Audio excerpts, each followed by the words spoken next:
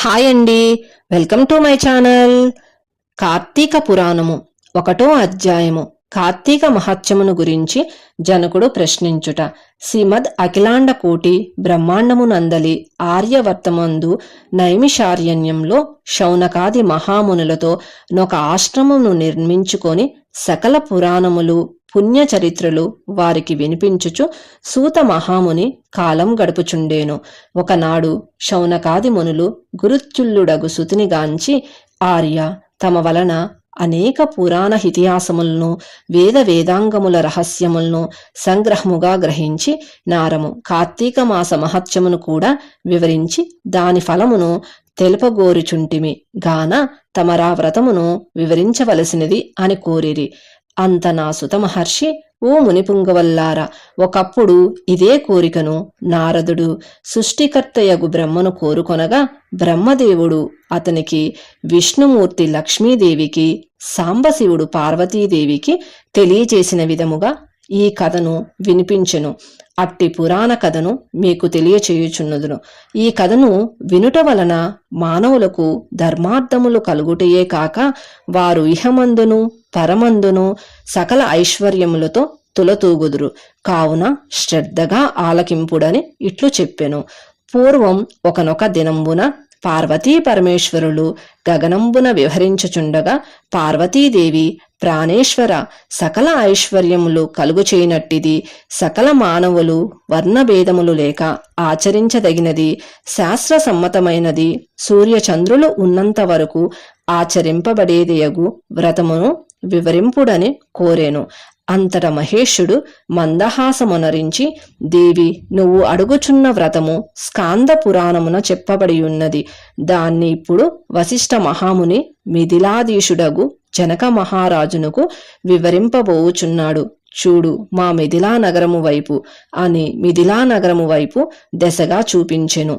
అట మిథిలా నగరములో వశిష్ఠుని రాకకు జనకుడు సంతసించి ఆర్ఘ్యపాద్యములతో సత్కరించి కాళ్ళు కడిగి ఆ జలమును శిరస్సుపై చల్లుకొని, మహాయోగి మునివర్య, తమ రాక వల్ల నేను, నా శరీరము, నా దేశము, నా ప్రజలు పవిత్రులమైతిమి. తమ పాదధూళిచి నా దేహము పవిత్రమైనది. తమరిటే ఏలవచ్చితిరి సెలవొసంగుడని వేడుకొనును. అందులకు వశిష్ఠుడు, జనక మహారాజా, నేనొక మహాయజ్ఞము చెయ్య తలపెట్టితిని. దానికి కావలసిన అర్ధబలమును అంగబలమును నిన్నడిగి క్రతువు ప్రారంభింతమని నిశ్చయించి ఇటు వచ్చితిని అని పలుకగా, జనకుడు, మునిచంద్రమ, అటులనే ఇత్తును స్వీకరింపుడు. కాని చిరకాలము నుండి నాకొక సందేహము కలదు. తమ బోటి దైవజ్ఞులనడిగి సంశయము తీర్చుకొనదల్చితిని. నా అదృష్టము కొలది ఈ అవకాశము దొరికినది. గురురత్న, సంవత్సరంలో గల మాసముల్లో కార్తీక మాసమే ఏలనంత పవిత్రమైనది.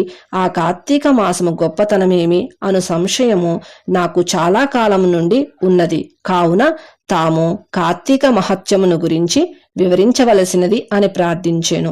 వశిష్ఠ మహాముని చిరునవ్వి నవ్వి, రాజా, తప్పక నీ సంశయమును తీర్చగలను. నేను చెప్పబోవు ఈ వ్రత కథ సకల మానవులు ఆచరించదగినది, సకల పాపహరమైనది అయి ఉన్నది. ఈ కార్తీక మాసము హరిహర స్వరూపము. ఈ మాసమునందు ఆచరించు వ్రతము యొక్క ఫలము ఇంతా అంతా అని చెప్పనలవి కాదు. వినుటకు కూడా ఆనందదాయకమైనది. అంతియేగాక నేనంత మాత్రమునే ఎట్టి నరక బాధములు లేక ఇహమందును పరమందును సౌఖ్యమును పొందగలరు. నీ బోటి సజ్జనులు ఈ కథను గురించి అడిగి తెలుసుకొనుట ఉత్తమైనది. శ్రద్ధగా ఆలకింపుమని ఇట్లు చెప్పసాగేను. వశిష్ఠుడు కార్తీక వ్రత విధానమును తెలుపుట. ఓ మిథిలాధీశ్వర, జనక మహారాజా, ఏ మానవుడైనను ఏ వయసువాడైనను ఉచ్చ నీచ అనే భేదము లేక కార్తీక మాసంలో సూర్య భగవానుడు తులారాశి అందుండగా వేకువజామున లేచి కాలకృత్యములను తీర్చుకొని స్నానమాచరించి దాన ధర్మములను దేవతా పూజలను చేసినచో దాని వలన ఆ గణిత పుణ్య ఫలము లభించును. కార్తీక మాస ప్రారంభము నుండి ఇట్లు చేయుచు విష్ణు సహస్రనామార్చన, శివలింగార్చన ఆచరించుచుండవలెను. ముందుగా కార్తీక మాసమునకు ఆది దేవతయగు దామోదరునికి నమస్కరించి, ఓ దామోదర, నేను చెయ్యు కార్తీక వ్రతమునకు ఎట్టి ఆటంకములు రానివ్వకుండా నన్ను కాపాడుము అని ధ్యానించి వ్రతమును ప్రారంభించవలెను. కార్తీక స్నాన విధానము. ఓ రాజా, ఈ వ్రతం ఆచరించు దినముల్లో సూర్యోదయముకు పూర్వమే లేచి కాలకృత్యములను తీర్చుకొని నదికి పోయి స్నానమాచరించి గంగకు, శ్రీమన్నారాయణునికి, పరమేశ్వరునికి, భైరవునికి నమస్కరించి సంకల్పం చెప్పుకొని మరలా నీట మునిగి సూర్య భగవానునికి ఆర్ఘ్య ప్రదానమొసంగి పితృదేవతలకు క్రమ ప్రకారముగా తర్పణములోనర్చి గట్టుపై 3 దోసిళ్ల నీళ్లు పొయ్యవలను. ఈ కార్తీక మాసంలో పుణ్య నదులైన గంగా, గోదావరి, కృష్ణ, కావేరి, తుంగభద్ర, యమున, మున్నంగు నదుల్లో ఏ ఒక్క నదిలోనైనను స్నానమాచరించిన ఎడల గొప్ప ఫలము కలుగును. తడి బట్టలు వీడి మడి బట్టలు కట్టుకొని శ్రీ మహావిష్ణువునకు ప్రీతికరమైన పుష్పములను తానే స్వయముగా కోసి తెచ్చి నిత్య ధూపదీప నైవేద్యములతో భగవంతుణ్ణి పూజ చేసుకొని గంధము తీసి భగవంతునికి సమర్పించి తాను బొట్టు పెట్టుకొని పిమట అతిథి అభాగ్యతులను పూజించి వారికి ప్రసాదమీడి తమ ఇంటి వద్ద కాని దేవాలయంలో కాని లేక రావి చెట్టి మొదట గాని కూర్చుండి కార్తీక పురాణమును చదవవలెను. ఆ సాయంకాలము సంధ్యావందనం ఆచరించి శివాలయం అందు కాని, విష్ణు ఆలయము అందు కాని లేక తులసి కోట వద్ద కాని దీపారాధన చేసి శక్తిని బట్టి నైవేద్యము తయారు చేయించి స్వామికి సమర్పించి అందరికీ పంచిపెట్టి తర్వాత తాను భుజించవలెను. మరునాడు మృష్టాన్నంతో భూత తృప్తి చేయవలెను. ఈ విధంగా వ్రతమాచరించిన స్త్రీ పురుషులకు పూర్వమందున ప్రశ్న జన్మయందున చేసిన పాపములు పోయి మోక్షమునకు అర్హులు అవుదురు.